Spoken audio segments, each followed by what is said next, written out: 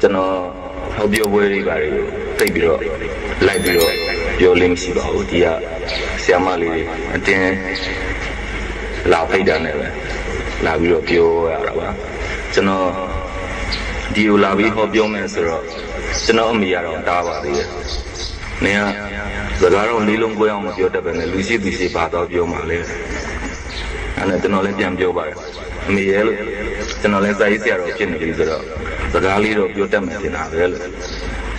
အမေကအဲ့ဒါတော့မပြောနဲ့တို့အမျိုးမှာလူရှိသူရှိစကားပြောကောင်းတာတယောက်မှမရှိဘူးလို့အဲ့တော့ကျွန်တော်ဆက်ပြီးတော့ပြောပြပါမယ်ကဲ၍ကျွန်တော်ပြောမှဆိုမှရှိရင်ကျွန်တော်အပြစ်မတင်ပါနဲ့ကျွန်တော်မျိုးရိုးရှိပါတယ်မျိုးရိုးတာအပြစ်တင်နေပါစာရေးဆရာမတော်များများတော့ကျွန်တော်အကြောင်းကိုကိုးကားပြီးတော့ပြောကြတာများပါတယ်။ဘာကြောင့်ကိုးကားကြလဲတော့မသိဘူးနော်။ဆရာမမသနာလည်းကျွန်တော်အကြောင်းတော့နည်းနည်းပြောသွားတယ်ဘာပြောသွားလဲတော့မသိဘူးကျွန်တော်ဆက်ပြီးတော့ပြောပြပါမယ်။ဟောပြောပွဲတွေပါကျွန်တော်မတော်ရခြင်းအကြောင်းရင်းကပထမဆုံးအချိန်ဟောပြောပွဲမှာကျွန်တော်ကြွလာပါတယ်။အကြောင်းသွားတာကျွန်တော်လာဖိတ်တာနေဆက်တနေရာပါလာဖိတ်ပါတယ်လာဖိတ်တော့ကျွန်တော်ညင်းတာပေါ့နော်ခုနကပြောသလိုပေါ့ကျွန်တော်တို့မျိုးရစကားပြောကောင်းတဲ့မျိုးယူမဟုတ်ဘူးကျွန်တော်လိုက်မပြောချင်ဘူးဒါနေဆက်ကဆရာတွေကအတင်းဖိတ်တယ်လာခဲ့ပါဆရာရဲ့လာပြီးတော့ပြောစီချင်တာပေါ့နော်အဲ့နဲ့တအားပြောလွန်းတော့ကျွန်တော်လိုက်โอเคကျွန်တော်လိုက်ခဲ့မယ်ဆိုတော့ကျွန်တော်လာဖိတ်တဲ့လူကအရင်ပြန်သွားကျွန်တော်တယောက်တည်းအနောက်ကနေလိုက်ရတယ်လိုက်ပြီးတော့ယထာတတန်ကားတတန်မှာပဲတော်တော်လေးကိုသွားပါသူတို့ရောက်တဲ့အခါမှာကျွန်တော်ကမိသွေးကားခေါက်မှုပေါ့ရောက်နေပါတယ်မိသွေးကားခေါက်မှုပေါ့ဆင်းတော့လူကလည်းပေတူးနေတာပေါ့ဗျာအစတွေကရုပ်ကမခိုင်ဒါနဲ့အဲ့ဒီလဲရောက်ရောကျွန်တော်လာဖိတ်တဲ့လူကတယောက်လာကြည့်တဲ့လူကတယောက်ဖြစ်အဲ့ဒီလူကကျွန်တော်လည်းတွေ့ရောကြည့်ပါဟဲ့အောင်မင်းလာစားရေးဆရာကိုလည်းဘာပြောလို့ပြောမှာမရဟုတ်ပါအဲ့ဒါဒီရွာမှာကျွန်တော်နဲ့ပြောတတ်တာငါတယောက်တည်းရှိတယ်ဆိုလိုချင်တာသူအရင်ကြီးဆုံးပဲကျွန်တော်နဲ့ပြောရအောင်သူတယောက်တည်းရှိရဆိုတော့သူအရင်ကြီးဆုံးပဲသိရင်ကြီးတာပြီးနားမှထိုင်နေတာအဲ့လိုမျိုးပဲပူကြီးတယောက်လုံကြီးကောင်းပတ်တာလေအဲ့လိုအချိန်မနဲ့ကလော်ပဲဟဲ့အောင်ကြီးတယ်ဆရာနှုတ်ဆက်လိုက်သူအချိန်မနဲ့ကလော်တာတကြီးအဲ့ဒီကကျွန်တော်အစီအနီတော်တော်ကောင်းနေမှန်းပြီးတယ်ဒါပေမဲ့ဟောပြောပွဲထုံးတဲ့အတိုင်းကျွန်တော်တို့ရောက်ပြီးမှတော့မပြောလို့မရဘူးလေဟိုကလိုက်သွားအဲ့လိုမျိုးပဲဟောပြောပွဲခမ်းမရောက်တာပေါ့ဗျာဟောပြောပွဲခမ်းမရောက်တော့ဒီရဆရာမလိုပဲကျွန်တော်အစီအစဉ်ကြော်ညာပြီးတဲ့တယောက်ရှိပါတယ်အဲ့ဒီအတော်ကြီးကလည်းသူကဗမာစကားကြီးကြီးလည်းမတတ်ဘူးသူကအဲ့တော့ तू မသိတဲ့စကားလုံးဆို तू ကဟိုတင်းထက်ပြောတယ်ကျွန်တော်တနေရာသွားခြင်းဥမာtoilet ဒီပါသွားခြင်းဆိုလို့ချင်းဆရာမရဲ့ကျွန်တော် toilet လေးသွားခြင်းကိုဘလို့သွားလဲဆရာရဲ့ဟိုတင်းကိုထွက်ပြီးဟိုတင်းကိုချိုးပြီးဟိုတင်းကိုကိုယ်ရောက်ပြီးဆိုတော့ဘယ်တင်းကိုကိုယ်ဘယ်တင်းချိုးရမှလည်းမသိဘူးအဲ့ဒါထားလိုက်ပါတော့သူနဲ့ကျွန်တော်နဲ့အားရမျိုးပေါ့နော်ဒီလိုကဆရာမတွေနဲ့ကျွန်တော်တို့အဲ့လိုဟောပြောပွဲမစခင်မှာထိုင်နေတော့ကျွန်တော်နာမခုတ်တီကိုလေကပ်ညနာလေးကလည်းရှက်နေတဲ့ပုံမျိုးလေးပေါ့ဗျာကတ်လာတော့ဆရာဟိုတင်ကျမဟိုတင်ဖိတာလို့ဟောသူနဲ့ကျွန်တော်နဲ့ကြည့်တော့လေအဝေးနောက်တော့မှဘာမှမဟုတ်ကျွန်တော်ဖက်နှက်လေးကသူ့ဖက်နှက်ပေါ်တာတက်သူဖက်နှက်ဆိုတော့မပြောတတ်တော့ဟိုတင်တဲ့ပြောတော့တမျိုးကြီးဖြစ်သွားအတိတ်ပဲအဲ့နဲ့ဟိုစားပေါ့အဲ့ဒီလေကျွန်တော်စိတ်မနာသေးပါဘူးခွင့်လွတ်ပါသေးတယ်အဲ့လိုပေါ့ခဏတော့လို့အစီအစဉ်ကြော်ညာပြီးတဲ့အခါကျမှ तू မသိတဲ့စကားလုံးဟိုတင်းထက်ပြောတာအဲ့တော့ဘယ်လိုဖြစ်လဲဆိုတော့ယနေ့ကျွမ်းလာကြတဲ့ဟိုတင်းလာပြိသက်ကြီးရှင်းတယ်ကျွန်တော်လိုက်ကြည့်ရဘယ်တင်းများလာကြလဲမသိဘူးနောက်ပြီးတော့ဆက်ကြယခုဆက်လက်ပြီးဟောပြောမဲ့သူကတော့ရန်ကုန်မြို့မှာဟိုတင်ဝတ္ထုတွေရေးပြီးနာမည်ကြီးကိုလည်းပဲတင်ဝတ္ထုရေးပြီးလို့ရေးမိမှမသိဘူးအဲ့ဒီလေကျွန်တော်စိတ်မနာဘူးခွင့်လို့ရတယ်ဆက်ပြီးတော့ကြောညာယခုဆက်လက်ပြီးဟောပြောပြီးမဲ့သူကတော့ရန်ကုန်မြို့မှာဟိုတင်ဝတ္ထုတွေရေးပြီးနာမည်ကြီးနေတဲ့စာရေးဆရာအတော်ကြီးဖြစ်ပါတယ်ဘုံကညာတစ်ပါးကြောင့်လုံးရပြားသွား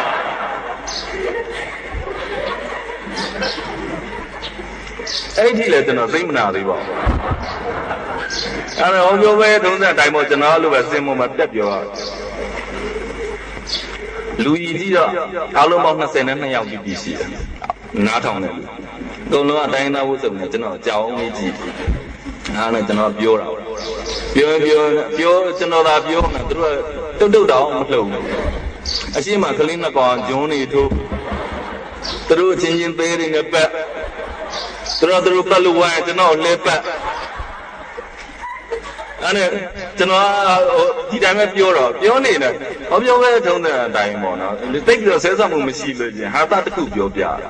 အဲ့နဲ့ကျွန်တော်ဟာတာတစ်ခုပြောပြမရှိဘူးအမကြီးတော့ကိုလည်းဘာဆက်ပြောမှမသိဘူးအဲ့နဲ့အဲ့ထက်ပိုကောင်းတဲ့ဟာတာတစ်ခုထပ်ပြောပြမရှိဘူးကြောင်ပြီးတော့ကျွန်တော်ကြည့်အဲ့တော့ကျွန်တော်လည်းဘာဘလို့ဆက်ပြောမှမသိဘူးအဲ့ဒီအချိန်ကျမှကျွန်တော်နဲ့ပြောတဲ့လူရင်ကြီးကထတော့ဟဲ့ဆရာလည်းပြောချင်တာပြောတယ်ဒီတည်းမှာဗမာစကားနားလက်တာတယောက်မှမပါဘူးမလို့သူကရုပ်ရှင်မင်းသားတွေပါလေအစိုးရတွေကိုဖိတ်ရအောင်စာရေးအကြည့်တော်နာမည်ကြီးတယ်ဆိုလို့ဖိတ်လိုက်တာဘာလို့မှလည်းမသိကလင်းနှစ်ကောင်ကလည်းခုနကပြောတဲ့အတိုင်းပေါ့နော်ကျွန်တော်ကလည်းအဲဒီမှာသူတို့နားမလဲတော့ပြောကောင်းလိုက်တာကြုံရအောင်ပြောတော့တာကလင်းနှစ်ကောင်ကလည်းဂျွန်းနေတို့သူတို့ချင်းချင်းသေးသေးနဲ့ပတ်တင်းနဲ့ပတ်လို့ဝိုင်းကျွန်တော်သေးနဲ့ပတ်တော်တော်လေးကြတော့မှအနောက်ကသမင်ရင်ရှားနဲ့အတော်ကြီးကပြီးမခံနိုင်တော့ဘူးထင်ပါထတော့ဗမာစကားမတက်တဲ့နဲ့ပေါ့နော်အဲ့စင်မောကောင်ဘယ်တော့ကပြမှာ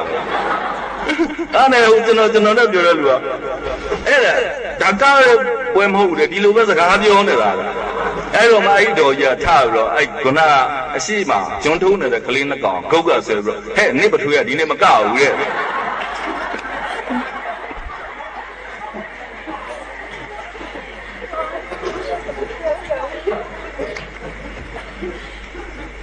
ကျွန်တော်အခုစက်ပြီးပြောမယ့်အကြောင်းကတော့လူညံ့တယောက်အကြောင်းပါလူညံ့တယောက်ရဲ့အကြောင်းရင်းပြောပြမှာလူညံ့ဆိုဘူးမဟုတ်ပါဘူးကျွန်တော်ပြောမှာပါကျွန်တော်လူညံ့အဖြစ်နဲ့မွေးဖွားလာခဲ့ရတာပေါ့နော်ငငယ်တွေကကျွန်တော်လူညံ့ဖြစ်ရခြင်းအကြောင်းရင်းရတယ်အခြေခံအကြောင်းလည်းသိတော့မထူးဆန်းပါဘူးကျွန်တော်အဖေကလည်းသူလည်းခက်ညံ့ညံ့ဝန်ထမ်းတယောက်ပါပဲဒါအစိုးရဝန်ထမ်းပေါ့တော့ဝန်ထမ်းကောင်းသိဖြစ်ခြင်းနဲ့ဝန်ထမ်းတယောက်ပါတော့ဝန်ထမ်းကောင်းသိဖြစ်ခြင်းနဲ့အခါကျတော့အထက်လူကြီးများလည်းသူ့တော်ပဲပို့ပါတယ်ဘယ်တော့မှမြို့မှာမထားပါဘူးကျွန်တော်တို့အဲ့လိုဒီနဲ့တော်ရကလှည့်နေရတဲ့အခါကျတော့ကျွန်တော်တို့ရဲ့လူတွေကဘာမှတိုးတက်လာတာမရှိပါဘူး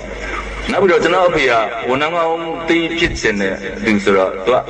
အရာရာတိုင်းသူအတိအကျလုပ်တယ်ဥမာသူ8နိုင်အစည်းအဝေးတစ်ခုရှိလို့8နိုင်ချိန်ရတယ်ဆိုလို့ရှင်သူ8နိုင်အတိအကျသွားပါတယ်9မိနစ်မစောပါဘူး9မိနစ်နောက်မကြပါဘူးအကယ်၍9နိုင်ချိန်ရတဲ့အလုပ်တစ်ခုဆိုလို့ရှင်သူ9နိုင်အတိအကျရအောင်သွားပါတယ်9မိနစ်မစောပါဘူး9မိနစ်နောက်မကြပါဘူးအဖေကအဲ့လိုမျိုးsorry ကျွန်တော်အဖေရဲ့အချိန်တိကျဖို့အဲ့လိုပြောပြလို့သိမှာမဟုတ်ပါဘူးကျွန်တော်တို့ညီကိုမောင်နှမ9ယောက်နဲ့ပြောပြပါမယ်သူမွေးလိုက်တဲ့အားလုံး9ယောက်2နှစ်ကြာတယောက်ပဲအဖေအချိန်မမောင်း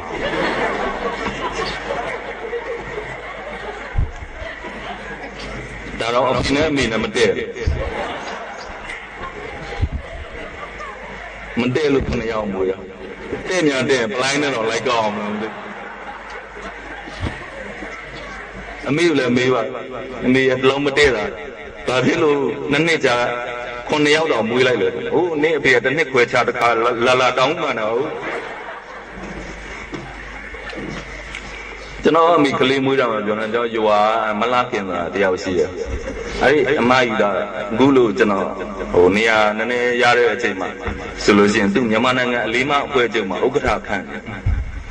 ဒါဖြစ်လို့လဲဆိုအဲ့ဒီမလားခင်ကျွန်တော်မြင်မှုတဲ့တောက်လျှောက်အများနဲ့ကိုယ်ဝန်တလုံးမမတာဘယ်အခြေကြီးမလားခင်ကိုယ်ဝန်နဲ့ပါကျွန်တော်မေးတာပေါ့နော်အမရဲ့ဘလူးပြလို့ကိုယ်ဝန်ကြီးဆောင်တာရဲ့တို့တော်မှဥစ္စာပေါ့ရုပ်ရှင်ဗီဒီယိုဆိုတာလည်းမရှိဘူးလေဇက်ပွဲဆိုတာလည်းတစ်နှစ်တစ်ခါမှလာတာလက်စစ်မီလည်းမရှိအဲ့တော့စောစောအေးရဝင်ရတာပဲတာရဲ့အဲ့တော့ဒီကလေးမမွေးပဲနေမလား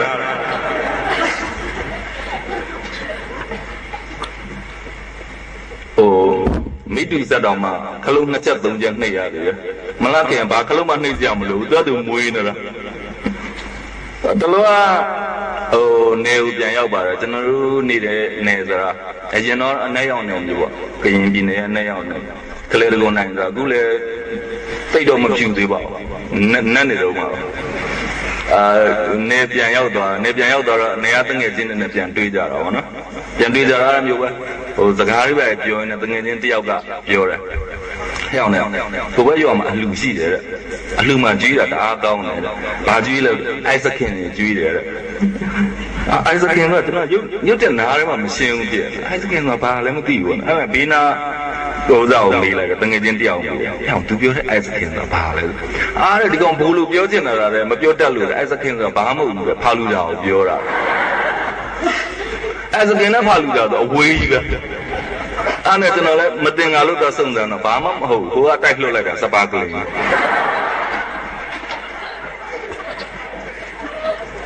အဲ့စပါးကလေးတော့မတော့ဘူးလေရွာမျိုးမှာပေါ့နော်ကျွန်တော်တကယ်ကိုကြီးပြင်းခဲ့ရတာပါကျွန်တော်မွေးတဲ့အချိန်မှာကျွန်တော်အမေရောကျွန်တော်ရောကျမကြီးချူကြတဲ့အတွက်ဈေးရုံပေါ်မှာပဲအိမ်လိုတက်နေခဲ့ရပါတယ်ဈေးရုံပေါ်မှာမစင်မနဲ့နေခဲ့ရတယ်ဒီကြားထဲကျွန်တော်ကမွေးကလေးကဘွေနှလုံးပါတယ်ဆိုတော့နေရတွေကတိတ်မကြိုက်ချင်ဘလူးခေါ်လဲငကားခေါ်လားဘလူးခေါ်လားအဲ့ဒါမျိုးပေါ့နော်အဲ့လိုအယူရှိတဲ့အတွက်တိတ်မကြိုက်ချင်အဲ့ထက်ပို့ဆိုတာကျွန်တော်ထိုင်တက်စားအရွယ်မှာကျွန်တော်အထက်ကအကူတယောက်ကနေပြီးတော့ကလေးကိုချော့တယ်ဆိုတော့ကျွန်တော်ချော့တယ်ဆိုတော့ free wheel မြောက်ပြရင်လည်းအဲ့မြောက်တဲ့ free wheel ကအဲ့ဘွေးနှလုံးကြောက်လာကြတော့အဲ့ဒီအတန်းငယ်တယ်ဟိုကဘွေးရလည်းနှလုံးရှိရ free wheel တန်ရကြီးကလည်းရှိတဲ့အခါကျတော့ကျွန်တော်3နှစ်သားလောက်တည်းက40ကျော်နဲ့ထိပ်ပြောင်ကြီးရုပ်ထွက်ရတာမွေးကလေးဟိုကဒါပေမဲ့ကျွန်တော်မူလရန်တက်တဲ့အချိန်မှာဇာတာဇန်လက်တော့ကောင်းလာပါတယ်။ဘာကြောင့်လဲဆိုတော့ကျွန်တော်မူလတန်းကနေပြီးတော့၄တန်းအထိကိုနှစ်ချင်ပေါင်းမှုပါတယ်။၄တန်းကျော်ပြီးတော့အောင်မကျန်းတော့ပါဘူး။2နှစ်တန်း3နှစ်တန်းနဲ့ကျွန်တော်ကပ်ဖြစ်ပြီးပဲအောင်ပါဆရာမတွေကလာခိုးချောင်းရပါတယ်ကျွန်တော်ဒါဖြစ်လို့လဲဆိုအတန်းမှာ46ယောက်ရှိကျွန်တော်အဆင့်46ပါ39ယောက်ရှိကျွန်တော်အဆင့်39ပါပဲဒါတော့မှအဆင့်တက်ရွထုံးစံမရှိပါဘူး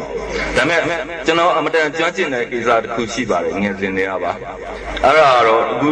အဲ့ဒီခေတ်ကဆရာမတွေလည်းမလုပ်တတ်ဘူးအခုခေတ်ပါမောက်ခါတွေလည်းလုပ်တတ်မှာမဟုတ်ပါဘူးအဲ့ဒါတော့ဘာမှမဟုတ်ပါဘူးကျွန်တော်လက်ရည်ကျွန်တော်ဖတ်တတ်တာပါ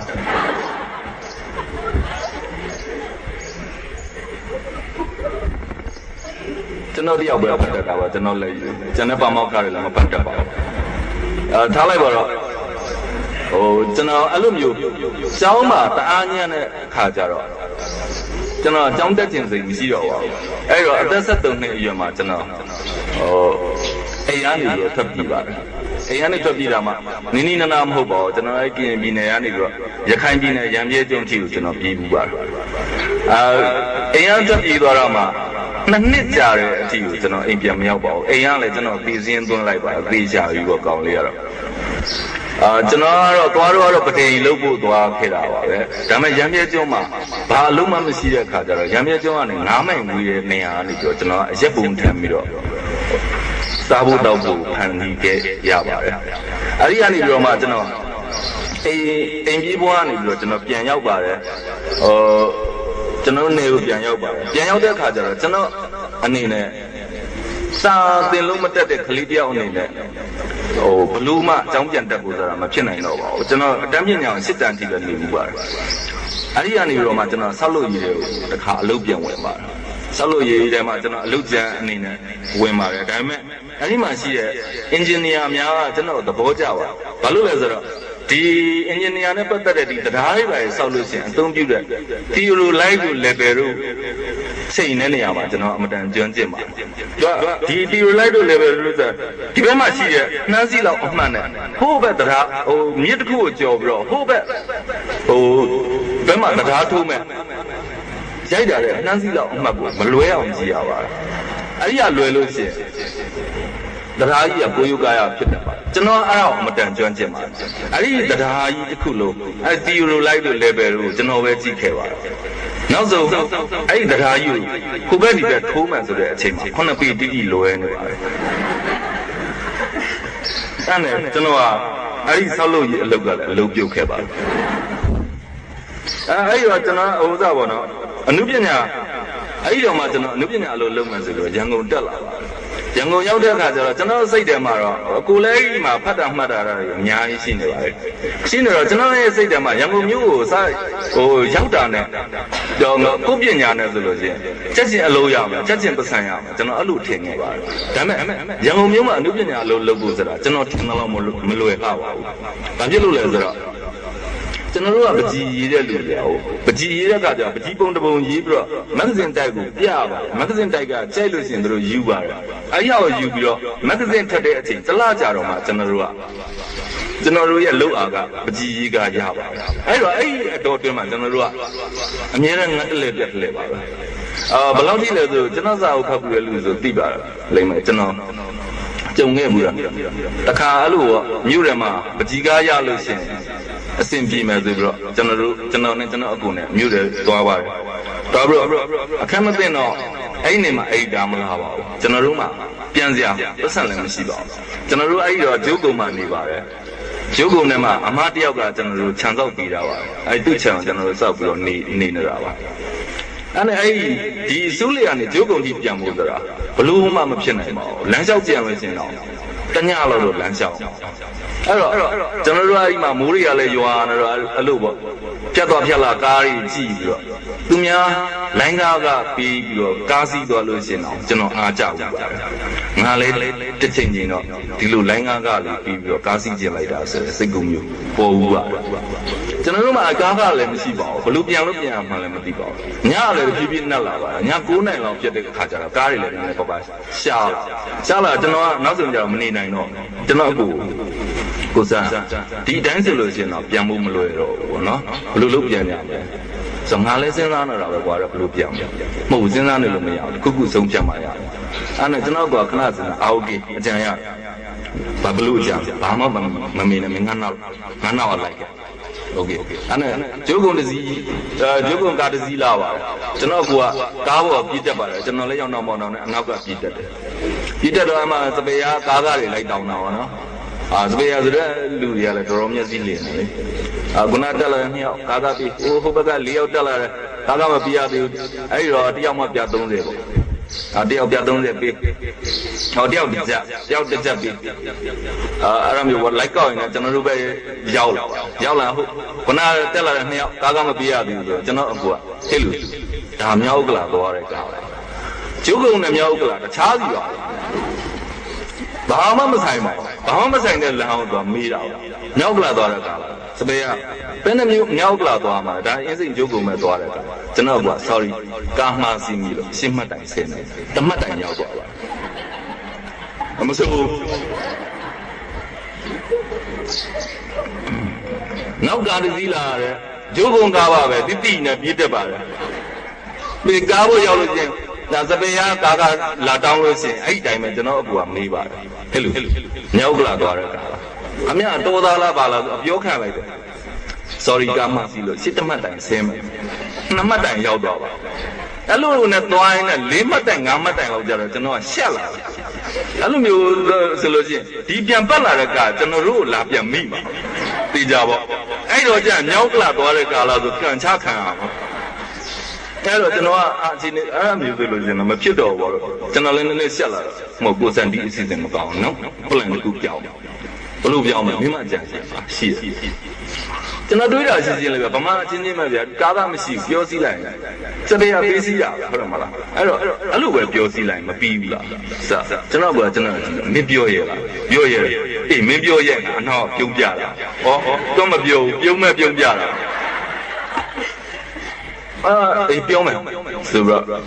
ကားတစ်စီးလာ BM ကားကြီးပါအဲ့ကားကိုကျွန်တော်တို့ကပြည့်တက်ပါတယ်ပြည့်ချင်တော့ကျွန်တော်တို့တက်တဲ့ကားမှာဟိုပြောစည်းမယ်ဆိုတဲ့ကားမှာစပယ်ယာနဲ့အရှိရလူ4ယောက်နဲ့စကားများ လူလေးယောက်လည်းမူးပြီးတော့ကားကမပြီးပဲနဲ့ပြီးပါပြီဆိုပြီးတော့ပြောဥစ္စာပေါ့လိန်လာလားဒါမှမဟုတ်လို့စပယ်ရပဲမိတာလားတော့မသိပါဘူးဒါပေမဲ့ရန်ဖြစ်နေတာတော့အကြီးအကျယ်ပါပဲထိုးလူထိုးခင်ဖြစ်နေကြပါလေစပယ်ရတာခင်ဗျားတို့၄ယောက်တက်လာတယ်ကကျွန်တော်ကြည့်နေအဲ့တော့၄ယောက်လုံးကားကမပြီးရဘူးသူဟိုလူ၄ယောက်လည်းဟဲ့ပြီးပြီလို့ပြီးပြီတယ်ပြောတာတော့မင်းဘယ်သူမှမလဲဘူးအဲ့စပယ်ရလည်းအဲ့ဒါဒီတကြမ်းနေရတော့ခင်ဗျားလည်းစီးပွားမဖြစ်ဘူးကျွန်တော်လည်းစီးပွားမပြတ်ဘူးဘာညာဆိုတော့ဟိုကောင်းလေဟိုလူကလည်းဟိုတဲ့အောင်နဲ့ပတ်သက်တကြက်ဆိုတော့ပါတရောင်းသားပေးသလောက်ပဲရှိတယ်ဆိုတော့စပယ်ကဒေါသထွက်ပြီးအဲ့တရောင်းသားပေးသလောက်ခင်ဗျားတို့ကရုကယူပါဘာညာဆိုတော့ဖြစ်ပြီးတော့ကျွန်တော်တို့ပဲလေခင်ဗျားတို့အဲ့လေးချက်ကိုခင်ဗျားတို့ဟိုကရုကပဲသဘောထားလိုက်ပြီဆိုပြီးတော့ကျွန်တော်တို့ပဲလှည့်ပြီးတော့အဲ့ခုနတက်တဲ့နှစ်ယောက်ကားပြီးဆိုကျွန်တော်ကဘလူပြောအောင်မှမသိဟိုမှထိုးတော့မှာအဲ့တော့ကျွန်တော်အကြောင်းပြီးတော့ဘလူပြောအောင်မသိအဲ့စပယ်ကအဟောင်းနဲ့မင်းတို့နှစ်ယောက်ပြောနေတာကားပြီးဆိုကျွန်တော်တက်တဲ့ကူကျွန်တော်အဲ့ဒီတခါအလှဆုံးပြုံးမှုပါကျွန်တော်စပယ်ရအောင်ပြုံးပြတေချာပြုံးပြပါတို့တေချာပြုံးပြီးတော့အကိုရဲ့ဟဲပေါ့ကိုယ်လေးကိုပဲညီလေးတို့မှလေဟဲစပယ်ကကျွန်တော်တို့ကြောင်မကြည့်နဲ့သူဘာလို့ကောင်းမလဲဆိုတာစဉ်းစားနေပုံရပါကားမရှိလို့အကိုရဲ့အဲ့တော့ဒီတခါတော့ပေးစီပါတော့စပယ်ကဘာလဲဟောမင်းဘာပြောတာလဲဘာညာဆိုတော့အဲ့လိုဖြစ်တော့ကျွန်တော်ဟုတ်ပါဘူးကိုရဲ့တကယ်ပြောတာကျွန်တော်ညီကိုနှစ်ယောက်မှာဒီတခါကားမပါဘူးနောက်တစ်ခါကားပါလို့ရှိရင်ကျွန်တော်တို့ကြုံရင်ပေးပါမှာစပယ်ကအကြာကြီးကျွန်တော်တို့မိုက်ကြည့်ကြည့်သူစိတ်ထဲမှာသူထားရလိုက်ရင်ကောင်းမလားသူထားရလိုက်လို့ရှိရင်ဟို၄ယောက်လည်းသူ့ဝင်သမားမှာသူကြောက်ကုန်ကြစက်တော့အကြာကြီးကြည့်ပြီးတော့မှသူလည်းပြန်ပြုံးမှာပြုံးလို့ထိုးလာပုတ်စီးလေးစီးသွားကြကျွန်တော်တက်မှာတော်တော်လေးကိုပျော်သွားပါတယ်အဲ့မဲ့ကျွန်တော်ကိုကျွန်တော်လှည့်တယ်တွေ့တယ်မလားဗမာအချင်းနဲ့ဒီလိုပြောစည်းလိုက်ပြီးနေတဲ့ဟာဥစ္စာကျွန်တော်ပြောနေတော့ရှိပါသေးတယ်စပယ်ရထားអော်တာဟေးဘနာပေးပြီးသလိုလိုမပေးပြီးသလိုလိုလုံးနေတဲ့လူတွေဟောမှကြပတ်စံမရှိဘူးဆိုဟောဒီနှစ်ယောက်လို့ပြောစည်းလိုက်စပယ်ရပေးစည်းတယ်ဟုတ်လားညီလေးမင်းတို့အကိုပေးမစည်းဘူးလားပေးစည်းရတယ်ကိုက对了，这边啊，别死人，不然没洗的时候没冷呢。你来让我不上班了，没办法我过。哎呦，我谁没搞了啊？谁搞了呀？我来表啊，要是没要多少，都不加了。对，我那得了那，脑包白都嘎打搞的，我那得了那那嘎里要的这个，你的真的看没有那么信用，真的那么强盗，不上没洗的时候呢？嘛家，哎，你嘞搞毛家嘞？我不毛家嘞，对了，还搞嘞不上没洗，必须的家，那干洗哇，呀嘞。哎呦，你嘞怎么样把戒指对吧？谁搞啊？没呀。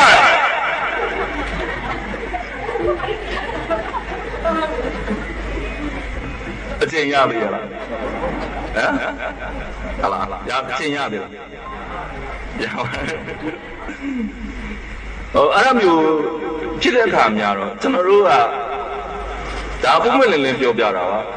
ဒါကြီးကိုကိုယ်မှအဆင်မပြေတာများတော့လမ်းစစ်လေးရလို့ရညာရည်စားလို့ပါလေထားတာ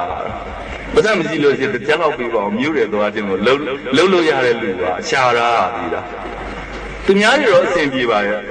ကျွန်တော်တယောက်ပဲကွက်ပြီးကန်ဆိုးလာပါလားတော့မသိတော့ဆိုးပါညဘက်ကျွန်တော်နဲ့ကျွန်တော်ကိုနှစ်ယောက်ပြန်လာညဘက်ရရမယ်ပေါ့မောင်ကလည်းမောင်ကျွန်တော်ကရုပ်ချောပါကိုစမ်းလာကျန်တဲ့လူအားလုံးလည်းချောပါကျွန်တော်တယောက်တည်းပါအဲ့ဒါနဲ့ကျွန်တော်တို့နှစ်ယောက်ပြန်လာတော့အဲ့မှာငါတဲ့ဈေးထဲမှာငါရောင်းတဲ့ကောင်မလေးနှစ်ယောက်ကဘက်ထရီအိုးလေးပို့လို့ဆိုပြီးတော့အနောက်ကနေလိုက်လာတော့ကိုဆန်းအောင်တွေ့တဲ့အခါကျတော့ဟဲ့ကိုဆန်းကြီးတော့သူတို့ကမှလွင်မိုးတွေ့ရတဲ့အတိုင်းကျွန်တော်ကိုတွေ့ရအပြိုဥစ္စာသူတို့ကဟဲ့ကိုဆန်းကြီးရဲ့ဘာညာလုံနေကျွန်တော်အကိုကလည်းမယုံမရွာဖြစ်ပြီးတော့ညောင်မောင်းချင်းအနောက်မှာတော့ကောင်မလေးနှစ်ယောက်ပါမင်းတယောက်ပြောငါတယောက်ပြောမလားဒါကိုကလည်းကြည့်တော့မူးကလည်းမူးနေတော့ဘာပဲဖြစ်ပြောမပြောရအဲ့ဒါကိုစားဘယ်လိုလဲတစ်ဖက်ကိုသာဆွဲပြီးတော့အဲ့ဒါနုပဲတော့ဘယ်လိုပို့လာတယ်ငါလိုက်ပို့ပေးမယ်ဆိုပြီးတော့နည်းနည်းချောတဲ့ကောင်မလေးတယောက်ခေါ်သွားတယ်ဘယ်လိုဦးဆိုင်အောင်ပေါ့နော်သူတို့ကပြဿနာမရှိပေမဲ့ကျွန်တော်ကျတော့ပြဿနာလာရှိကျွန်တော်နဲ့ကြံခဲ့တဲ့ကောင်မလေးကထောက်អော်ပါလေဟဲ့ဟိုကောင်မဘာလုပ်ပါလဲဘာဖြစ်လို့လဲသူကြတော့ကိုစန်းခေါ်သွားပြီငါကြမှာ9ဟို8ဟိုနဲ့ထားခဲ့ဟာ9ဟို8ဟိုဆိုဘယ်သူလဲဆိုတော့ကျွန်တော် ကိုကလည်းမပြစ်ပြအောင်စီးရမှာပေါ့နော်ဟဲ့ခုနကကိုရှိအောင်မဟုတ်ဘူးအဲ့ဒီကောင်ငါအကိုငါအမေပိုက်တယ်ငါမကြည့်နဲ့လို့အရင်ကန်ချလိုက်လို့ဒီကောင်အရင်ထွက်သွားတဲ့ကောင်အမလို့ချင်းနဲ့ကိုဆန်းပဲပြန်ခေါ်ပြီးတယ်ပါလဲတဲ့ဒီကောင်မတက်တက်လူပါဝါတာသူ့ကြတော့ကိုဆန်းခေါ်ပြီးတော့ငါကြောင့်မှအဖိုးကြီးနဲ့ထားကြလို့ရမလားတွေပါဖြစ်တော့ကျွန်တော်ကလည်းအဲ့တော့မပြစ်ပြအောင်စီးရတော့မှာဟုတ်အဲ့နဲ့စာရေးဆရာပြင်မဲ့ကောင်ကလည်းဖြစ်နေတော့ကျွန်တော်သူ့ကိုပြောပြဟောဒီညနေခင်းမှာလို့မင်းအလှကိုမြင်လိုက်ရတာကလီယိုပက်ထရာကိုကြိုက်ခဲ့တဲ့မွေစိတ်လိုစိတ်သင့်စေပါတယ်ဆိုတော့ကောင်မလေးကကျွန်တော်ကြောက်မိကြည့်ဘာပြောလို့ပြောမှမသိဘူးကျွန်တော်လည်းဘာမှမသိဘူးမင်းရဲ့နင်းစီအောင်ဘာပြင်းလိမ့်မှာဟောဒီလေးပြေလေးပြတ်တဲ့အမှန်တော့မဲတုံးနေတာဗျာဒါမဲ့ဟိုမင်းမကြကြအောင်ပြောရမယ်ဆိုတော့နင်းစီအောင်ဘာပြင်းနေပါလုတ်ခဲ့တာနင်းစီအောင်ဘာပြင်းလိမ့်မှာအခုလိုလေးပြေလေးနှင်းလေးတွေဖြတ်တိုက်သွားတော့ကိုမနာလို့ကွာဆိုတော့ကမလေးကကျွန်တော်အကြာကြီးကြောက်ကြည့်အမှန်တော့သူကျွန်တော်တော်တော်ကြွေးနေတဲ့သဘောပါပဲအဲ့နှစ်ခေါက်လောက်အချင်းတွေကတော့တော်တော်ကောင်းတယ်ကျွန်တော်ကလည်းအမတန်လဲကြပါတယ်အဲ့နှခွန်ပြောပြီးဘာဆက်ပြောမှမသိအဲ့နဲ့ဟိုကြည့်ဒီနဲ့ကြည့်ရောအဲ့တစ်ပင်ပေါ်မှာငှက်လေးနှစ်ကောင်လာဆော့အောင်လာနားနေတာပြီးတော့ကျွန်တော်သူ့ကြည့်ဖြစ်နိုင်လို့ချင်းဟာရီညခင်မှာဒီတစ်ပင်ပေါ်ကငှက်ကလေးနှစ်ကောင်လုံးမင်းနိုင်ငံနဲ့ပြောပါချင်းလိုက်တာကောင်းမလေးကျွန်တော်ကြည့်ပြီးတော့တစ်ပင်ပေါ်ကငှက်ကြည့်ပြီးတော့ကျွန်တော်ကြည့်ပြီးတော့တစ်ပင်ပေါ်ကငှက်ကြည့်ဟဲ့နင်ဘာလူဘာဝဘာလူဘာဝလို့နင်ပြန်ကြည့်ငါ့ကိုပါချလိုက်မှာကျွန်တော်ပြတော့ငှက်အကောင်သူကြည့်တော့မှတကောင်အမောက်တကောင်စိတ်ပြီးဆက်ဆော့တာအဲ့လိုပြောပါချင်းတော့ဆိုကောင်မကျွန်တော်ပါချမယ်လို့တော့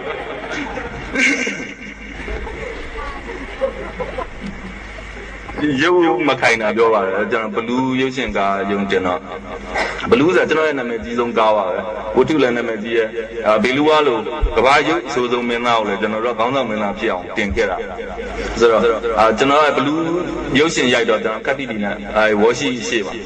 ဓာတ်ပုံတွေရိုက်ပေါ့နော်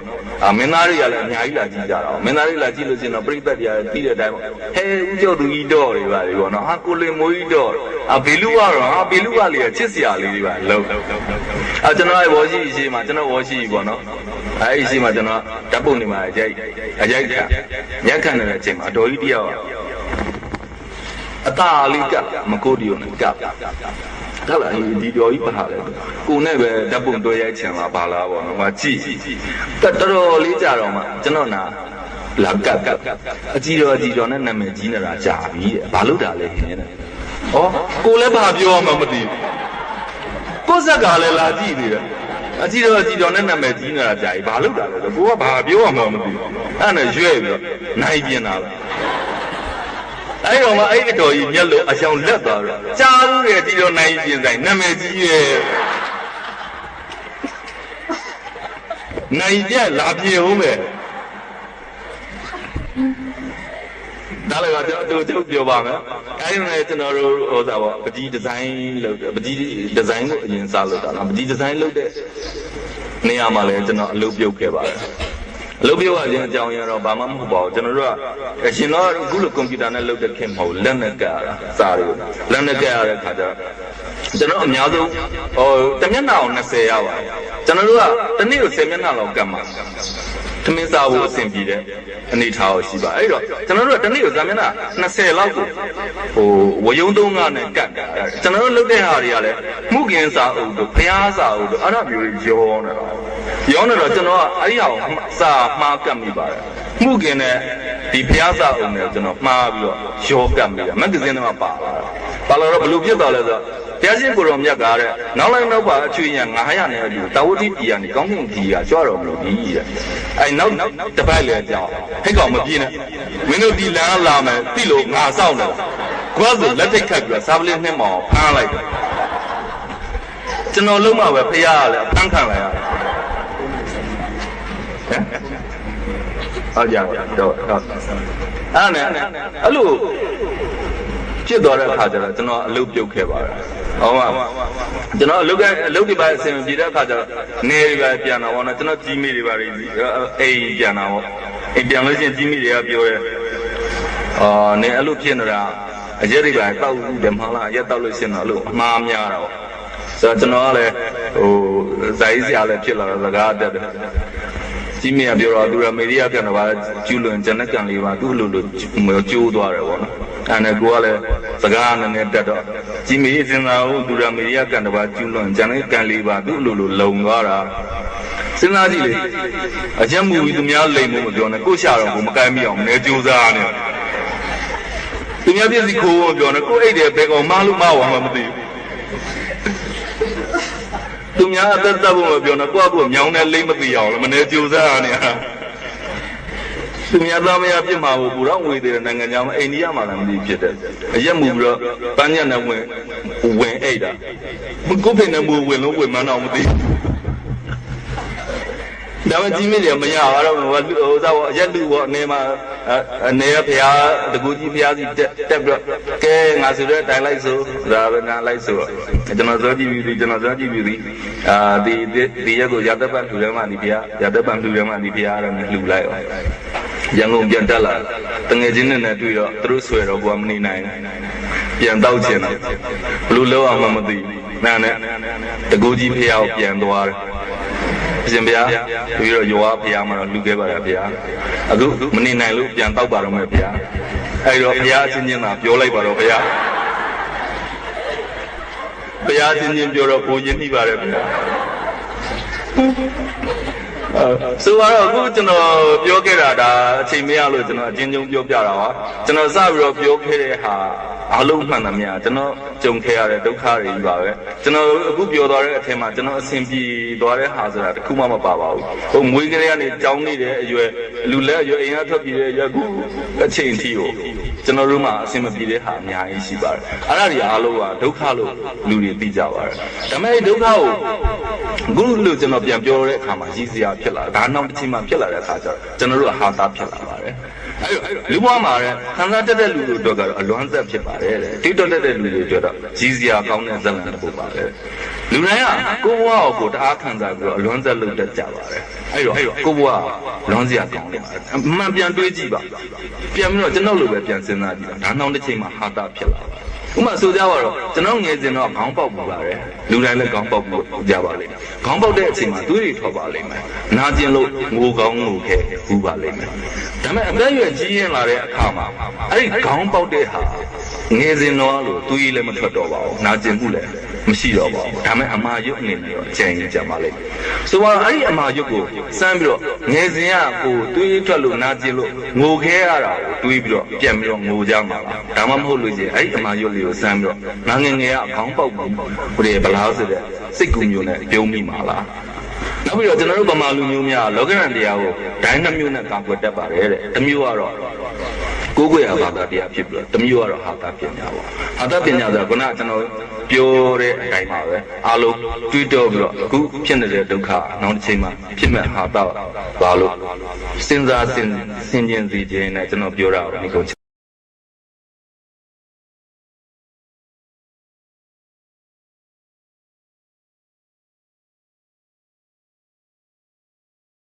ဒါမဲ့ဒုက္ခဖြစ်နေတဲ့အချိန်မှာဘလို့စိတ်ကူဘလို့အတွေ့မျိုးထားမယ်ဖြစ်ကြပြီးစီပုံမှာလေကောင်းပါရဲ့မိကောလူတွေကလူပဲဖြစ်ရုပ်တရက်ဖြစ်လာတဲ့အချိန်မှာသတိလက်လို့ဖြစ်တတ်ပါတယ်အားလုံးပါကဲဆိုကြပါတော့ကိုယ်အနောက်ကနေတနက်နဲ့လိုက်ပြစ်နေပါတယ်ဆိုမှဘာလို့နောက်တစ်ချိန်ဘလို့လုပ်တွေးနိုင်မှာနောက်တစ်ချိန်ဖြစ်လာမယ့်ဟာတာပါဆိုတော့နောက်မှဖြစ်မှာစောကြီးကိုလောလောဆယ်မှာကိုအရင်သိမှာလေဆိုတော့အဲ့လိုဒုက္ခဖြစ်နေတဲ့အချိန်မျိုးမှာတော့ဟိုခုနကကျွန်တော်ပြောလို့လူတွေကသတိလွတ်တတ်ပါတယ်အဲ့တော့ဟိုအဲ့လိုဖြစ်နေဖြစ်ခဲ့လို့ရှိရင်တော့ခဏလေးတော့စဉ်းစားပေးပါအကောင်းဆုံးအနေထားပါလေတကယ်ဒုက္ခဖြစ်နေတဲ့အချိန်မှာတော့ခဏလေးတော့စဉ်းစားပေးပါခုနကကျွန်တော်ပြောလို့တနက်နဲ့ပြင့်တယ်လို့ရန်တမ်းပြီးထွက်ပြေးနေမယ်အစားခဏလေးတော့စဉ်းစားကြည့်နေရမှာပါခဏလေးတော့စဉ်းစားပေးပါအဲ့တော့ကြာလို့ရှိရင်ကိုယ့်ရဲ့ထွက်ပေါက်တစ်ခုခုမြင်ပါလိမ့်မယ်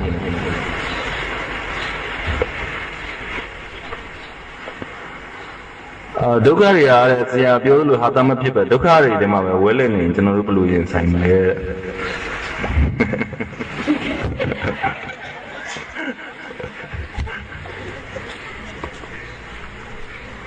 ခဏကျွန်တော်ပြောလို့ပေါ့နော်ဟိုဒီဟာက သုံးစားပေါ့လူတွေမှာတင်ပြဖို့နှစ်မျိုးရှိတယ်ဥမာပေါ့ဂျပန်ကမိခဲ့တဲ့ကျွန်တော်အဖေဦးလေးတွေအဖိုးတွေပေါ့နော်အဲ့လိုမျိုးတွေအစားထားလိုက်ပေါ့ဗာလေကျွေးကြီးနှစ်ကောင်နဲ့ဘုံလိုက်ကြတာကွာတယောက်ကတော့ဟိုမှာတော့ကြည့်အောင်ဟိုပူဇော်ပတ်သက်တွေဖြစ်နေတာအရောအသက်လူကြီးရတယ်အဲ့ဒါမျိုးပေါ့အဲ့ဒါမျိုးပြောတယ်လို့ရှိတယ်နောက်တစ်မျိုးပြောတာကတော့ငါမှကွာပြေးလိုက်ရတာလုံးကြီးတောင်မပါဘူးအဲ့တော့အဖြစ်ပြက်ကိုပြန်တွေးကြည့်ရီအောင်ရီရတယ်ဆိုတဲ့လူလည်းရှိပါတယ်ကိုကဒီဒုက္ခကိုဝဲလဲအောင်လုပ်နေတာကိုယ့်ကိုယ်ပဲလုပ်နေတာလေသူများလုပ်နေတာမဟုတ်ပါဘူးကိုယ့်ကိုပြန်ပြီးတော့ဒါကြီးဒုက္ခဖြစ်နေလို့ရှင်တော့တခြားနည်းနဲ့ပြန်လှည့်ပြီးတော့စဉ်းစားလို့ရပါတယ်ကိုကဒုက္ခတော့တော်ထဲမှာပဲဝဲလဲနေတယ်လို့ထင်လို့ရှင်အဲ့ဒီဒုက္ခတွေကဘယ်လိုမှထွက်လို့ရမှာမဟုတ်ပါဘူး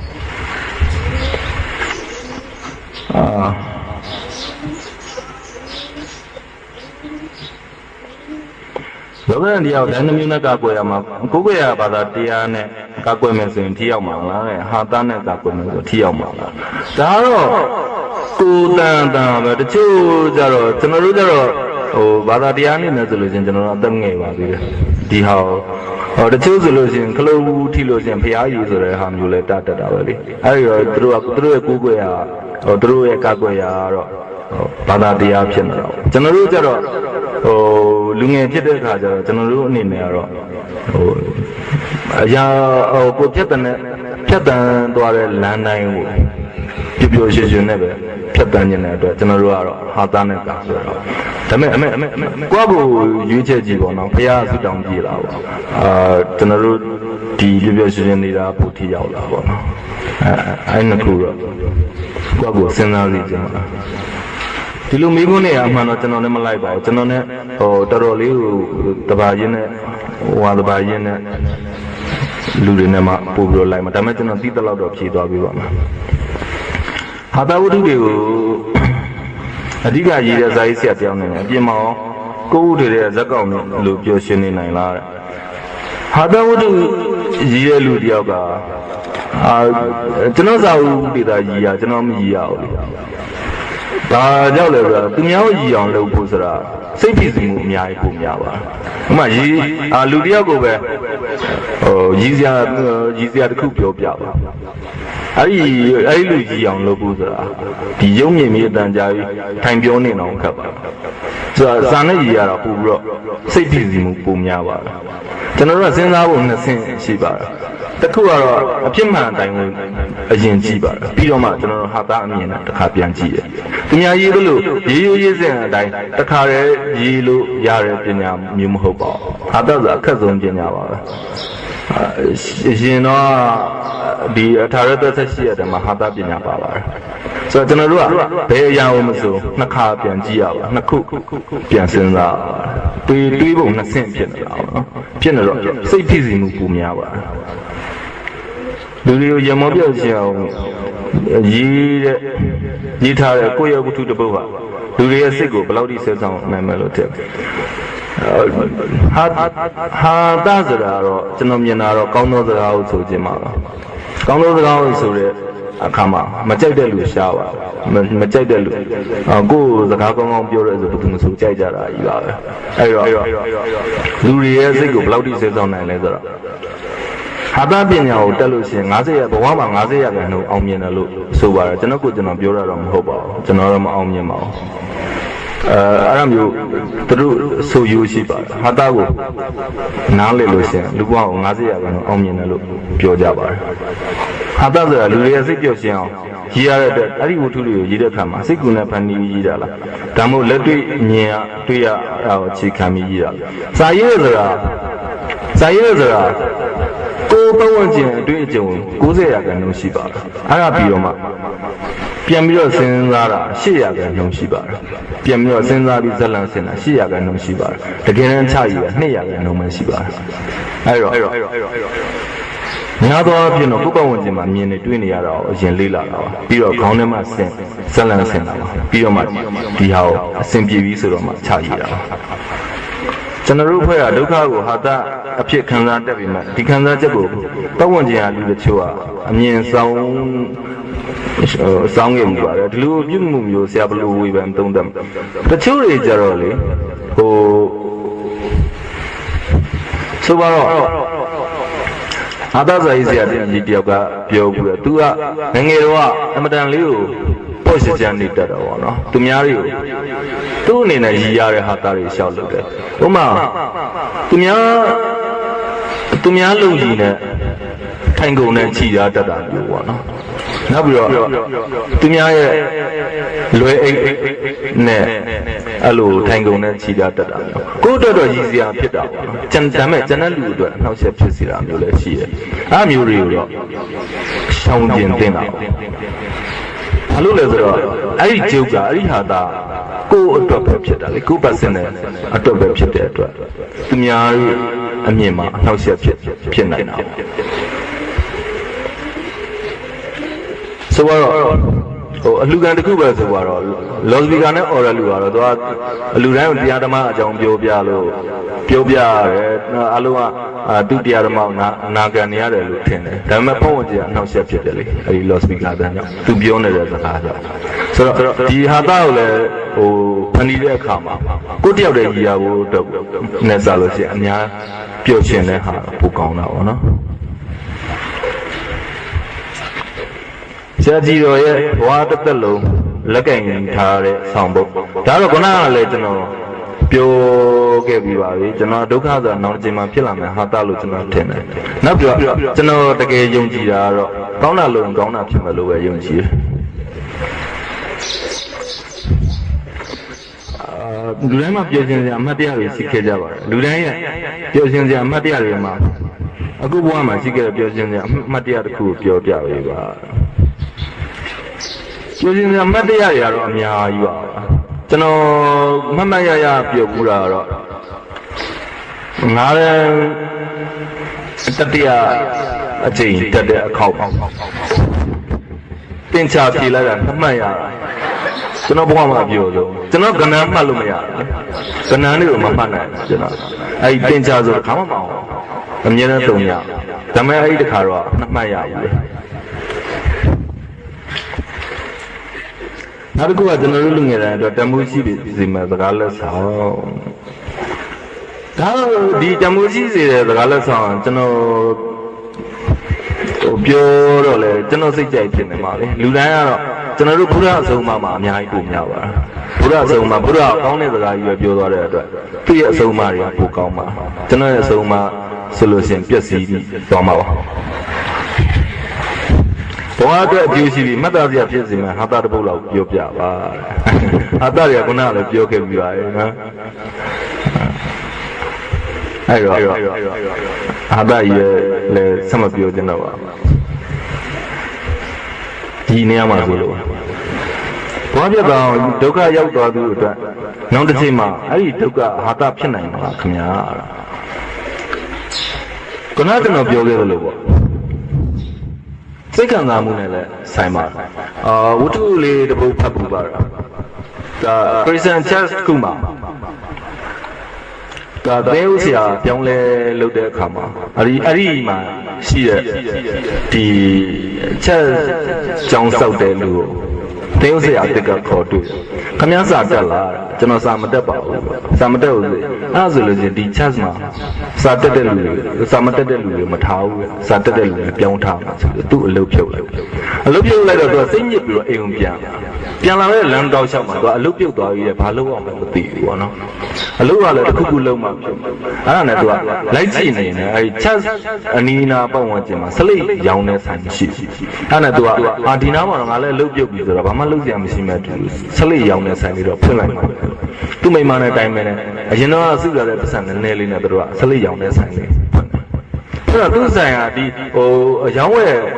မရှိတဲ့နေရာမှာသွားလုပ်တဲ့အတွက်သူ့ဆိုင်ကအယောင်းဝယ်ကောင်းရောင်းဝယ်ကောင်းကဆိုင်ကြီးဖြစ်လာပြီးတော့ပတ်စံတွေရောက်လာတဲ့အခါမှာသူကဘာဆက်လုပ်ရမလဲဆိုတာသူကြည့်ပြီးတော့တခြားလူမျိုးတွေမှာအဲ့လိုစလိတ်နဲ့ပတ်သက်ပြီးတော့ရောင်းတဲ့ဆိုင်မရှိတဲ့နေရာမှာသူကထပ်ဖွင့်တော့အဲ့ဆိုင်ကလည်းသူကတကယ်လိုအပ်ချက်တစ်ခုဖြစ်နေတဲ့အတွက်အဲ့ဆိုင်ကအောင်မြင်တဲ့အခါကျဆိုင်ကြီးဖြစ်လာတာအဲ့လိုမျိုးပေါ့သူကလုံနေသူကပို့ပြီးတော့ကြီးကျယ်တဲ့လူတယောက်ဖြစ်လာတော့ သူ့ဆိုင်ခွဲကြီးပဲမြို့ပေါ်မှာ10ဆိုင်15ဆိုင်လောက်ဖြစ်လာတဲ့အခါမှာသူလည်းချမ်းသာတဲ့လူတစ်ယောက်ဖြစ်လာတော့ဘဏ်ကနေပြီးတော့သူရှယ်ယာတွေဝင်မှုသူ့ဖိတ်ခေါ်တယ်အဲ့မှာသူကဘဏ်ကိုသွားတယ်သွားတော့ဒီရှယ်ယာတွေဝင်မယ်ဆိုလို့ရှိရင်လူကြီးမင်းရဲ့ပတ်စံတွေအများကြီးပို့ပြီးတော့တိုးပွားလာမှာပေါ့နော်အဲ့ဒီတော့လူကြီးမင်းနဲ့ကျွန်တော်တို့ဘဏ်ကမ်းခန်းတာကိုလက်ခံလာဆိုတော့ကျွန်တော်ကဘာဒီပတ်စံတွေအကြောင်းလည်းမသိဘူးပေါ့နော်ကျွန်တော်စာလည်းမတက်ဘူးအဲ့ဒီတော့ကျွန်တော်ပတ်စံတွေတိုးပွားအောင်လုပ်ပြီးမှဆိုလို့ရှိရင်တော့အများကြီးကျေးဇူးတင်ပါတယ်ဆိုတော့ဘဏ်နဲ့အဲ့ဒါဆိုလို့ရှိရင်ကျွန်တော်တို့လူကြီးမင်းပတ်စံကိုပို့ပြီးတော့တိုးပွားအောင်လုပ်ပြီးပါမယ်အဲ့ဒီတော့ဒီနေရာမှာသဘောတူစာချုပ်လက်မှတ်ထိုးပါဆိုတော့သူ့စာရွက်ပြီးတော့သူကဒါဘာလုပ်ရပါလက်မှတ်ထိုးရမှာပေါ့အဲ့ဒါသူအဲ့ဒီလက်မှတ်ထိုးရမယ့်နေရာမှာသူကကြက်ချီခတ်ပေးလိုက်ပါတယ်ကြက်ချီခတ်ပေးလိုက်တော့အဲ့ဒီဘဏ်ငါးလူကအဲ့ဒီကြက်ချီခတ်ကိုကြည့်ပြီးတော့စာမတက်ဘူးလားတဲ့အဲ့ဒီတော့မှစာမတက်ပါဘူးစာမတက်ပဲနဲ့ဘာဖြစ်လို့ဒီလောက်အောင်မြင်တာလဲဆိုတော့ကျွန်တော်သာစာတက်ခဲ့လို့ရှိရင်ဘုရားကျောင်းမှာကျောင်းဆောက်ပဲဖြစ်နေဦးမှာကျွန်တော်စာမတက်လို့အခုလိုအောင်မြင်လာတာပါနော်အဲ့တော့လောက်ဝဲပွားပြတစ်ဖက်ကိုပြန်လှည့်ကြည့်ပါနော်အဲ့ဒါမျိုးပေါ့နော်ကိုယ်စီမှာအစိုးဆုံးကံကြမ္မာဆိုတာတော့အများကြီးရှိမှာလူတစ်ယောက်မှတစ်ခါတော့ကြုံမှုမှာပါဒါပေမဲ့ခုနကပြောလို့အဲ့ဒါကိုပဲအများနဲ့သတိတရားနဲ့ထိုင်ကိုနေမယ်ဆိုလဲပြီးမှာမဟုတ်ပါဘူးဒုက္ခတိုင်းဟာတာဖြစ်နိုင်မှာလားဗလားတဲ့ယခုဖြစ်နေတော့ဒုက္ခကိုအရာရာတိုင်းဒုက္ခလို့တတ်မှတ်နိုင်ပါဒုက္ခလည်းဟာတာဖြစ်နိုင်လားဒီမိကုန်းနေပြင်တော့တွေးတဲ့အတွေးပေါ်မှာမူတည်တာပေါ့နော်ကိုပြန်တွေးတဲ့အတွေးပေါ်မှာမူတည်တော့ကျွန်တော်ဆိုလိုချင်တာကတော့လူတွေကတအားခံစားတတ်တယ်လေသိရလားကိုရီးယားကလာလို့ရှိရင်တော့ငိုလိုက်ချင်သေးတာဟုတ်ဆိုတော့ကိုနဲ့လည်းဘာမှမဆိုင်ဘူးကိုလည်းသူ့ကြည့်သူဟိုကငိုပြတော့ကိုလည်းလိုက်ငိုနေရတာလေဒါပေမဲ့ပြန်ပြီးတော့တွေးကြည့်လို့ရှိရင်ဒါတော့ရုပ်ရှင်ဇာတ်လမ်းတစ်ပုဒ်ပဲဆိုလို့ရှိရင်လည်းဘာမှတိတ်ပြီးငိုစရာကောင်းမှာမဟုတ်ပါဘူးဆိုတော့တွေးတဲ့အတွေးပေါ်မှာပဲမူတည်တာပေါ့နော်ကိုဟာတာမဖြစ်နိုင်ဘူးလို့တွေးလို့ရှိရင်တော့ဟာတာတော့ဘယ်လိုလုပ်ဖြစ်မှာ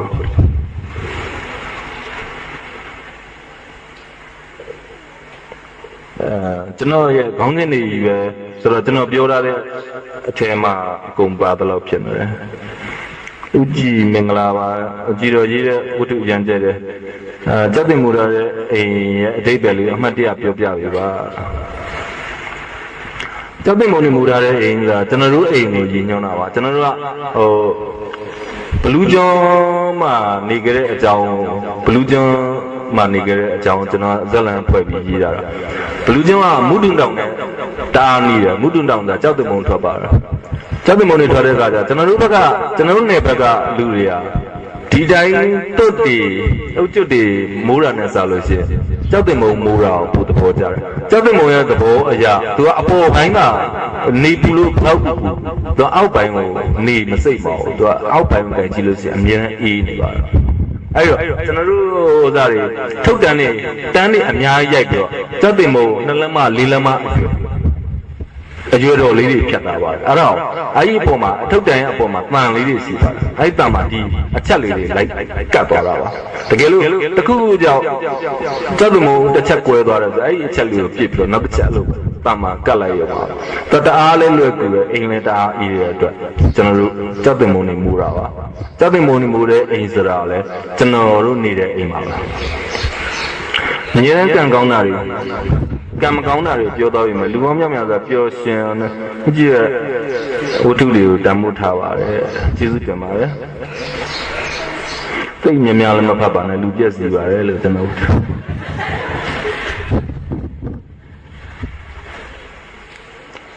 ကြောက်တင်မလို့မူတာရဲ့အကြည်တော်ရဲ့ဖြစ်မှန်လို့ပြောထားတယ်တဲ့အကြည်တော်ဘယ်နေရာကtiêuဆောင်ထားလဲကဲငယ်ဇက်ကဝကြူစားဘူးလေမင်းသားလို့ကိုအမတန်အဆင်းမြင့်တယ်ကိုရီမှန်းချက်ကဇက်ကဝကြူစားတာဘာမှမဟုတ်ဘူးကျွန်တော်ကြိုက်တဲ့ကောင်မလေးကလှော်စာရောင်းတာပွဲတယ်ကျွန်တော်သူ့ကြိုက်တော့လိုက်နေတယ်ကောင်မလေးကကျွန်တော်လှော်စာပန်းနဲ့ပြစ်ပြီးတော့မင်းသားဆိုသူကသိကြိုက်တာတော်ကြည့်ရမှန်တယ်ကျွန်တော်အိမ်သားမှာလည်းဇက်ပွဲတွေအများကြီးရှိတာကျွန်တော်ဇက်ဆက်စီသွားတော့ ကျွန်တော်ဇက်ကဆက်စရာကျွန်တော်လာမနောက်ပါတော့ကွာမင်းကလည်းမင်းရုပ်တယ်မင်းဖြစ်နိုင်တာပြောစမ်းဘယ်သူမှကျွန်တော်မခေါ်ရနဲ့တနေ့ကျတော့စိတ်ပြက်နဲ့မှောက်အိတ်နေလို့ဇက်စရာတရားကိုရောက်တော့ကျွန်တော်မြင်တာဒီရုပ်မျိုးကိုကြိုက်မင်းရုပ်ကိုကြိုက်ဘာဖြစ်လို့မင်းဇက်ကကောက်ကိုလည်းပိတ်ကကျင်တယ်ကောက်အေးဒါဆိုလားတော့တောင်ရှိတွေငားပြီးတယ်ဟိုဗာလဲဟိုစတွေငားပြီးတယ်ခေါင်းပေါင်းတွေပါငားပြီးတယ်အဲ့ဒါနဲ့သမကလည်းဓာတ်ပုံကြီးရိုက်တယ်ကျွန်တော်ဓာတ်ပုံကြီးရိုက်ကပြုံးပြုံးကြီးပေါ့ပြီးတော့ okay နောက်မှမင်းကလာခေါ်မယ်အဲ့ဓာတ်ပုံကြီးယူပြီးတော့သွားလိုက်သူတို့ဇက်တိုက်တဲ့အချိန်လည်းလာမခေါ်ဟောကျွန်တော်တော့ဇက်စကားကြီးကြက်ပေါ့နော်လာမခေါ်လဲကိစ္စမရှိစင်မော်ရအောင်ဒီမင်းသားတွေဘာသာမှဖတ်တာမဟုတ်ငါနဲ့တွေ့ရင်ကားအောင်ပေါ့နော်ဟိုမှာဘယောရဲ့ဝါပူးချပါလဲမပတ်ပါလို့မင်းမေကမင်းကိုလိုက်ရင်ရင်းကြီးလေးရင်းတော့အားတော့မဟုတ်လို့ကျင်ငါရဲ့မူရအောင်တနက်တည်းငွေအောင်ကြည်ဘူးလေးတွေမင်းရဲ့ရင်မှာထာဝရမကင်းအောင်စီခြင်းမှုဆိုငါပြောတာနားထောင်ဟာအဲ့ဒါလည်းကျွန်တော်ကြက်တာဇက်ထွက်တော့လေကျွန်တော်လာမခေါ်တော့ဘာဖြစ်တာလဲပေါ့နော်အဲ့မတင်ကဇက်ကအဲ့ဇက်ကကပြီလားဆိုကပြီတဲ့အဲ့ဒါကျွန်တော်လည်းမတင်ကလို့လိုက်ကြည့်တော့ဘာလုပ်တယ်မှလည်းပြစမ်းမှာဒီလိုဆိုင်ဘုတ်အလေတဲမှာကျွန်တော်ကိုရိုက်တယ်ဓာတ်ပုံကြီးချမင်းသားပြီးထွက်လာအောင်မလေးအဖေရဲ့အပီစောလို့နှမျောလာကြီးရဲ့ဇက်ထွက်တာနဲ့ကျွန်တော်သိပြီဟိုဇက်ကလည်းမိဘမကောင်းလို့သားသမီးဆင်းရဲတဲ့ဇက်ဟိုဘာကြီးကလည်းကျွန်တော်မိမလုပ်တဲ့လူကတော့ကနေရှိနေသေးတာပေါ့နော်အဲ့ဘာကြီးထွက်လာပြီးတော့ကျွန်တော်ဓာတ်ပုံကြီးကြည့်တော့လူရုံမာကြီးရှင်းကြောက်ကျမတို့ဘွားပြရတာထူကြီးထွန်းလို့လည်းခံအဲ့ဒါဗာလဲကျွန်တော်ရှေ့တန်းကြောင်းတက်နေတော့ရှိသေးတယ်ကြောင်းတက်တော့လည်းဒုက္ခရောက်တယ်ဟဲ့အဲ့ဒါရင်သာစိုးလိုက်လို့ပြင်မဟုတ်လားအေးဟုတ်တယ်ဟာကျုံမှလာတဲ့ဟဲ့အဲ့လူကြီးကကျွန်တော်ဇက်စရာတော့ပြန်ပြောတော့ခင်ဗျားကဘာကိုယ်လည်းမခေါ်ဘဲနဲ့ဘာလို့ဓာတ်ပုံမယူอ่ะငါလည်းရှာတာပဲကွာဒါပေမဲ့မသာနဲ့တူတဲ့မျက်နှာမင်းတမျက်နှာမြင်တာ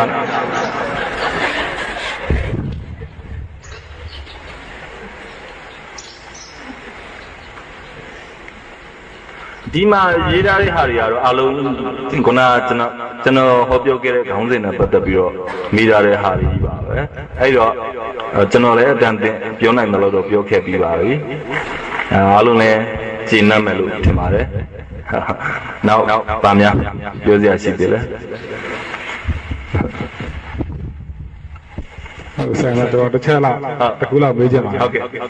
အခုဆိုလို့ချင်းဆရာပေါ့နော်ဟုတ်ကဲ့ခက်ခဲရေးကြားနေပြီးတော့ပေါ့နော်ပညာတော်မှရှစ်တန်းအထိပဲသင်ခဲ့တာပေါ့နော်ဒါပေမဲ့အခုချိန်မှာဆိုရင်ဆရာရဲ့ဝတ္ထုပေါင်းက45ခုပေါ့နော်ဇညောက30ပေါ့နော်ဒီအောင်မြင်ခဲ့တဲ့ဇကားရီယာဆိုတော့50ကားတော့ရှိတာပေါ့နော်အဲ့လိုမျိုးပေါ့နော်အခက်ခဲရေးကြားရနေပြီးတော့ဆရာအခုလိုမျိုးအောင်မြင်ခဲ့တဲ့ဆိုတဲ့ဟာမှာတချို့ကကျတော့မိဘချမ်းသာလို့ပေါ့နော်သူကဆိုလို့အောင်မြင်သွားရရှိတယ်ဒါပေမဲ့ဆရာတို့ကတော့အဲ့လိုမျိုးအောက်ခြေရနေပြီးတော့မှအခုလိုမျိုးအောင်မြင်တဲ့ဝတ္ထုရေးဆရာဇညွန်းရေးဆရာဘဝကိုရောက်ခဲ့တဲ့အခါမှာအခုကျွန်တော်တို့ဒီမှာဆိုလူငယ်တွေအများကြီးရှိတယ်ပေါ့နော်အဲဒါကြောင့်ဆရာလိုမျိုးဘယ်လိုမျိုးကြိုးစားခဲ့ရတယ်ပေါ့နော်အဲ့လိုတစ်ချက်ပေါ့ဒုက္ခကြီးကြားရနေပြီးတော့ဆရာဘယ်လိုမျိုးခံနိုင်ရတဲ့ဘယ်လိုစိတ်ဓာတ်တွေနဲ့အောင်မြင်အောင်လုပ်ခဲ့ရဆိုတာတစ်ချက်ဆရာကြီးပြန်လုပ်ဆိုပြပါမယ်ဆရာကျွန်တော်စပြီးတော့လုပ်ကြတယ်ဟိုကကျွန်တော်စိတ်ကအမှန်တမ်းပြောတော့တာကြီးအမြင့်ကြီးပုံမှမရှိပါဘူးကျွန်တော်မှန်နိုင်တဲ့လောက်ကိုပဲတဖြည်းဖြည်းပဲမှန်လာတာဥမာကျွန်တော်တို့မိဘများလည်းဒါဘာအထောက်ပံ့မှမပြီးခဲ့ပါဘူးကျွန်တော်တို့မကြာသူ့အဖေကိုယ်တိုင်ကျွန်တော်အဖေကိုယ်တိုင်သူလုပ်ခဲ့တဲ့ဝန်ထမ်းကိုပဲပြုလုပ်စေချင်ပါဘဝမှာရာမလွယ်ခဲ့ဘူးပါဘူးကျွန်တော်မွေးလင်းပြောရရင်အဲ့73နှစ်လောက်မှအရင်အတွက်ပြည်တယ်15နှစ်လောက်မှကျွန်တော်ဆောက်လို့ရမှာတစ်ခါလုပ်တယ်အသက်16နှစ်မပြည့်ခင်19နှစ်မှကျွန်တော်အားကစားနဲ့ပြည်သေးရေးပေါ့အခုဒီသူရဲတယ်မှာဝင်လုပ်ဖို့ပါအားလုံးပေါင်း9နှစ်ကြာပါအခုဒီရင်သိန်းဆိုတာကိုလည်းလုပ်ဖို့ပါရင်သိန်းမှကျွန်တော်2နှစ်ကြာပါအားလုံးပေါင်းကျွန်တော်အဲ့ဝန်ထမ်းမိုးကြီးပဲ9နှစ်ကြာပါအဲ့ဒီဟာဟိုမှာပြန်ထွက်နိုင်တဲ့ လူစရာလဲ9နှစ်လောက်ဝန်ထမ်းဖြစ်ပြီးတော့ပြန်ထွက်နိုင်တဲ့လူကလည်းတော်တော်ရှားပါတယ်ဒါပေမဲ့ကျွန်တော်တို့မှာတခြားမျှော်လင့်ချက်ဆိုတာအမြင်ရှိပါတယ်ကျွန်တော်ဒီအလုပ်လုပ်ချင်တဲ့ဒီမျှော်လင့်ချက်ဒါပေမဲ့အမြင့်ကြီးဆိုတဲ့မျှော်လင့်ချက်ကိုမဖြစ်နိုင်တဲ့မျှော်လင့်ချက်မျိုးတော့ဘယ်တော့မှမထားပါဘူးကိုယ့်ရဲ့ဖြစ်နိုင်တဲ့မျှော်လင့်ချက်ကိုအရင်မိအောင်စုပ်ကိုင်ပါတယ်ဆိုကြပါတော့ဒါကြီးဟိုမှာလောကမှာမဖြစ်နိုင်ဘူးဆိုတာမရှိဘူးဆိုတာပြောပြီးမှမဖြစ်နိုင်တဲ့မဖြစ်ခဲ့တဲ့လူတွေလည်းအများကြီးပါကိုဖြစ်ချင်တာကိုမဖြစ်ခဲ့တဲ့လူတွေလည်းအများကြီးပါမဖြစ်နိုင်ဘူးဆိုတာမရှိဘူးဆိုပေမဲ့အဲ့လိုမျိုးကိုမျောလင်းတဲ့လောက်မဖြစ်ခဲ့တဲ့လူကပိုများပါအဲ့ဒါဘာလဲဆိုတော့ကိုမျောလင်းလာတဲ့အရာကအရန်ကြီးကိုကိုနဲ့အလှမ်းกว่าတယ်နောက်ပြီးတော့လူတွေမှာလူတိုင်းမှာကျွန်တော်ယုံကြည်ရတာတစ်ခုရှိပါတယ်သူ့မှာလူတိုင်းမှာလူတယောက်ချင်းစီမှာထူးခြားတဲ့ပါရမီတစ်ခုရှိပါတယ်အဲ့ပါရမီနဲ့အဲ့လူနဲ့အဲ့လူရဲ့အလုံးနဲ့တစ်ထက်တည်းကြာသွားလို့ရှိရင်အဲ့လူကအဲ့ဒီအလုပ်ပေါ်မှာအောင်မြင်ပါတယ်ဥမာဆိုကြပါတော့တိုက်တော်ဘူးဆိုတာဒါပါရမီရှင်ပါလားကျန်တဲ့လူကျဲတဲ့လောက်လေ့ကျင့်သူ့လိုဖြစ်ဖို့ကမလွယ်ပါဘူးအဲ့ဒါသူ့ငကူဗီဇမှာပါလာတဲ့အတွက်သူကသူ့အလုံးမှာသူအောင်မြင်ပါတယ်ဥမာတိုက်တော်ဘူးကအဲ့လောက်ဟိုကောက်တိရိုက်တဲ့နေရာမှာတအားတော်လို့ဘောလုံးကန်ကြည့်ပါအဲ့လူမဖြစ်ပါဘူးဥမာနားတွေကတင်းနဲ့ရိုက်တယ်တင်းနဲ့ရိုက်တာသိကောင်းတယ်ကဲအလုံးချင်းတူကောက်တိရိုက်ကြည့်ပါလားနားတွေလည်းအောင်မြင်မှာမဟုတ်ပါဘူးသူလူတိုင်းမှာရှိတဲ့ပါရမီနဲ့အဲ့ဒီလူရဲ့အလုံးနဲ့ထပ်တူမျှသွားလို့ရှိရင်အဲ့ဒီလိုအောင်မြင်ပါတယ်ဆိုတော့ကျွန်တော်ဆိုလိုချင်တာကတော့အများကြီးအလှမ်းกว่าတဲ့ဟာမမတ်မောပဲနဲ့ကိုရနိုင်တဲ့နေရာလေးကနေတဆင့်ချင်းလက်စုပ်လက်ကင်ပိုင်နိုင်ဆုပ်ကန်ပြီးတော့တက်သွားမှဆိုလို့ရှိရင်တူတက်တဲ့လူတွေဖြစ်လာမယ်လို့ထင်ပါတယ်ကျွန်တော်အထင်ပါ